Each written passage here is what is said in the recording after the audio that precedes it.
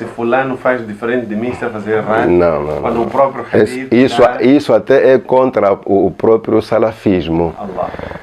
A salafia não aceita isso de você transformar o outro inimigo só porque divergem no entendimento. Exato. Não, eu posso... Olha, a interpretação dos textos também conta nesse fenômeno. Eu posso ter um entendimento diferente do seu a partir do mesmo hadith. Eu vou dar um exemplo. O que estamos a fazer agora, nós estamos a conversar e temos ali um aparelho a filmar, a gravar. Você pode pensar que aquilo é haram e trazer uma prova. Você traz um hadith, diz que o profeta disse que kullu musawwirin finnar, todo aquele que reproduz. O problema agora vamos na interpretação, na tradução. Aquela imagem que sai desta nossa conversa aqui, eu acho que não é haram não, porque a máquina de filmar não está a criar a imagem, está a captar a imagem da criação de Allah. Allah criou a nós, a máquina vem gravar assim como Allah nos criou, não vai alterar nada. Então, de onde sai a divergência? O que é proibido é criar imagem. O que é criar? Eu olho para o seu rosto e desenho. Estou a criar, a imitar. Outro hadith diz que imitar a criação de Allah. O que é criar? É eu esculpir. Estou a criar. Mas a máquina de filmar não está a criar, está a captar assim como o olho humano faz. Exatamente. Eu cruzo com alguém agora, pela primeira vez, eu capto a imagem daquela pessoa, a forma dela, e guardo. Passam alguns dias, a pessoa morre. Fulano morreu. Aquele que esteve conosco, eu vou buscar a imagem captada e guardada na minha mente, exatamente como eu vi aquela pessoa. Exato. Não alterei nada. A máquina capta, não cria. O escultor cria, o desenhador cria. Então, há vezes que essas divergências surgem a partir da interpretação e tradução dos textos. Então, aí, o fato de eu usar a máquina de filmar para captar a minha mensagem e publicar, não pode transformar a você em meu inimigo porque você acha que aquilo... Nós interpretamos o mesmo texto, mas de formas diferentes. Esse é um fenômeno interessante é engraçado o Sheikh estar a mencionar isto, porque é uma das coisas que a mim preocupava perguntar. Uma das coisas que faz com que as pessoas estranhem quem se apresenta como salaf está realmente relacionado a este comportamento. Nós vemos uma chuva, principalmente nas redes sociais. O Sheikh Omar fez uma publicação, aparece lá alguém, esse Sheikh está desviado, e depois vai colocando, disse o Sheikh fulano, o hadith, blá blá blá blá blá. As pessoas vão colocando a situação lá, cada um explica da sua forma, e é engraçado, Sheikh, porque já não é uma situação de ser Sheikh fulano a explicar porque que aquilo que o outro Sheikh fez está errado. É Arafat aqui como está, acordou, aprendeu 2 letras novas e ele pega nas 2 letras que ele aprendeu, tem que ir aplicar. Daí a necessidade de aprender cada vez mais. Porque veja que, olha, é muito importante você prestar atenção nas explicações, na interpretação dos textos religiosos. Sabia que todos os hadiths que as pessoas usam para condenar a imagem, neste caso a gravação, são os mesmos que eu uso para refutar? Não vou buscar. Você diz, qual é a sua prova? Eu só peço a você trazer as provas. Desses hadiths eu consigo chegar a uma conclusão de que você entendeu mal. Eu vou dizer você entendeu mal para fundamentar a minha... Vou dizer assim, é que no outro hadith o profeta diz que Allah no dia de Quiyamah vai pedir ao desenhador, ao escultor, ahyu ma khalaqtum, deem vida ao que vocês criaram. Esses criaram. É um hadith.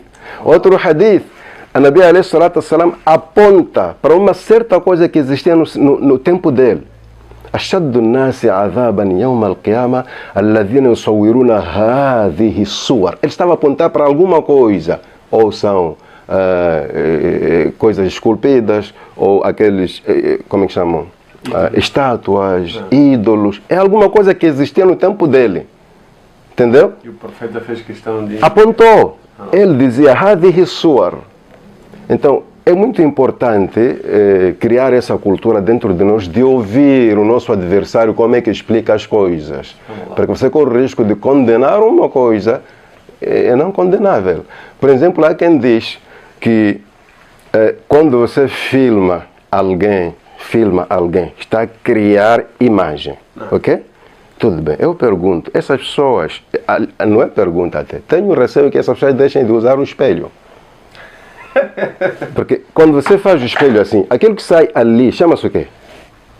É imagem, chefe. Imagem. Então, a pessoa que fez o espelho criou aquela imagem ou fez algo que capta a imagem? Ele fez algo que capta a imagem. Não criou. Hoje uma coisa que já existe, chefe. Aquilo é imagem. Exato. Espelho é muito longe. Água limpa, nítida. Criação de Allah, direto. Você faz assim, sai a imagem. Então, isso de entender o texto e interpretar é muito importante, mas não devia ser o motivo de eu chamar nomes ao meu irmão muçulmano de perdido, porque essa coisa de tadlil, é perdido, é inovador, há que prestar muita atenção. Outros, por exemplo, eu saio de Nampula e já tive situações em que encontrei pessoas, principalmente mulheres, que se dizem salafitas, não cumprimentam quem não é salafita, na concepção deles. Não dá salam. E eu começo a ver, a Nabi alayhi salatu salam, que era o profeta, cumprimentava descrentes só porque está ali um muçulmano. Allah. Cumprimentava não muçulmanos, assalamu alaikum, só por causa do muçulmano. E como é que você cruza com um muçulmano, ou com 2, 3 muçulmanos e diz que não posso cumprimentar? E mais outras coisas meio estranhas. Eu acho que devia-se fazer muito esforço que alguém não se chame salafita sem que estude o que é a salafia. Porque corre o risco de você começar a acumular pecados pelos nomes que você vai dando a outros muçulmanos, muita coisa por aí. Eu por acaso tinha me preparado para perguntar isto ao Sheikh, até que ponto é que o Salaf tem autoridade sobre a situação do outro muçulmano perante Allah subhanahu wa ta'ala, porque este é outro cenário que a gente assiste bastante. Você está no inferno, você é um desviado. Recentemente vimos aí um vídeo, claro, é preciso dizer, e o Sheikh disse muito bem, é uma chamada de atenção para todos nós, quando nós vemos estas pessoas que proclamam a salafia, acho que até a primeira coisa que a gente deve olhar é o seu desejo verdadeiro, pelo menos pelo que eles mostram, é de fato seguir aquilo que foi a metodologia. Provavelmente, se estiverem a fazer errado, significa que falta alguma orientação. Coisa. E o Sheikh dizia, não é suposto irmos para lutar, mas sim com um tom de orientação, correção. Porque assistimos muito disto. Você está no inferno, você é desviado. Eu disse que apareceu há algum tempo algum vídeo com vários dos nossos grandes ulama aqui de Moçambique, desviado, e cada um supostamente com a indicação do seu pecado. E sente-se de alguma forma, Sheikh, um comportamento de mutashaddid, um comportamento de, olha, nós estamos neste extremo. Uma rigorosidade acima do normal. Eu gostaria de deixar um trecho de esclarecimento sobre isso. Não. É muito importante que o muçulmano saiba que dentro da sua religião existem limites. Exato. E o profeta Muhammad alayhi salatu salam chamou-nos a atenção sobre um facto. Ele diz, Iyyakum wal-ghuluw fid-din, cuidado com o exagero na religião. Allah. A mesma religião, quando é exagerada, é perdição. E ele diz, فَإِنَّمَا أَهْلَكَ مَنْ كَانَ قَبْلَكُمْ al-ghuluw fid-din. O que destruiu as nações anteriores a vocês foi o exagero. O que é exagero? Exagero no din, por exemplo, o consumo da carne suína no Islã é proibido. Exato. Mas chega uma altura em que Allah permite. Então, O meio em que se proíbe existe. Exato. O meio em que se permite existe. Chegou naquele meio, você, não, eu sou muçulmano, em nenhum momento eu vou comer carne. Você está a exagerar. Exato. A ser esse o comportamento ideal, Allah não teria permitido. Não teria permitido. Isso é querer ser mais santo que o próprio Deus. Então, aí temos uma particularidade no exagero. Chega um tempo, por falta de informação, ou mesmo informado, mas mal informado, você olha para a sua pessoa e pensa que é o melhor muçulmano. A ignorância vai até esse ponto, em que você se perde no caminho. Eu estou no Maputo agora, não sei dizer em que avenida estou, eu estou perdido. Exato. Sei dizer que estou no Maputo, mas se não sei dizer em que ponto de Maputo estou, eu estou perdido no caminho. Há muçulmanos que, por falta de informação suficiente, chegam a esses extremos. Todos nós sabemos que entre a pessoa e Allah não há espaço para outra pessoa. Sabemos. Entre a pessoa e Allah não há espaço para outra pessoa. A minha obrigação como muçulmano é na prática. Irmão, isso não se faz assim, porque o profeta ensinou assim. Mas assuntos que dizem respeito a Allah e eu, como criatura de Allah, você não tem espaço. Que assunto é esse? Assuntos do coração. Você não conhece até que ponto eu temo a Allah. E para dizer que você não teme a Allah, desculpa lá, ter muito cuidado. Você não sabe a relação que eu tenho com Allah, apesar dos meus defeitos, apesar das minhas falhas, meus pecados. Por isso se diz, não sei se não é perigoso dizer isso em frente das pessoas, por isso se diz que há pecados que transformam a pessoa em santa. Você cometeu um pecado que lhe deixa sempre com remorso, você não fica bem por causa daquele pecado, você está mais perto de Allah por causa daquele pecado. Então é muito arriscado. Olha, não se trata só de muçulmano para muçulmano. Encontrar alguém dizer que você é do inferno é muito perigoso.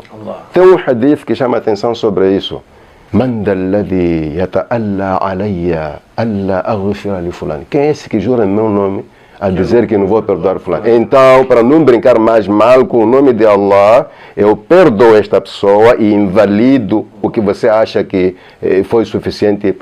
Então, tem que se ter muito cuidado. A regra no Islã é olhar para seu irmão e você pensar que ele é melhor que você mesmo. Então, quando se chega a esse ponto de dizer, olha, é estranho. É estranho. Alguém me disse, e creio que a pessoa não mentiu, disse que existe um bairro onde as pessoas dizem que aqui é o Jannah, o resto dos bairros é inferno.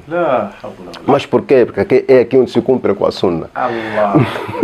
Mas é do meu conhecimento que a Sunna que nós aprendemos, comparada com aquela que ignoramos, a que aprendemos, não tem peso. Não tem peso, quer dizer, não é mais que aquela que desconhecemos. Então, eu acho que essa diferença de nomes, não nomes, desde que todos indiquem a mesma coisa, não pode ser motivo de a gente olhar para o outro como inimigo. E, aliás, uma particularidade muito importante, os tais salafis, estou a referir não os modernos, estou a falar dos verdadeiros salafis, era normal, numa discussão sobre o din, você pensar que não, acabam lutando. A esta hora, antes de Dhuhr, no tempo de Maghrib, um está a dar em casamento a sua filha, aquele com quem estava a discutir. Eles sabiam que, queremos entender a religião. Esse tem um entendimento diferente do meu, mas não quero aqui exibir, mas, olha, eu tenho minha sobrinha que dei em casamento a um moço que se chama Salafi. Não tive esse problema de, sabe por quê? Porque eu sei que de um ou de outro jeito minha sobrinha estará bem com este homem. Uma pessoa rigorosa no din, essa vai colocar a sua filha, a sua irmã no caminho. Mas nós podemos discutir, eu e ele. Podemos discutir sobre algum hadith. Ele está livre. Tio, isto aqui não está correto. Sobrinho, isto aqui você não entendeu. Uma coisa não tem a ver com outra. Me lembra uma imagem que eu vi na televisão, ou aí nesses canais da internet, nas redes sociais. Chamam o quê? Uma mulher que estava a arbitrar um jogo. Deu cartão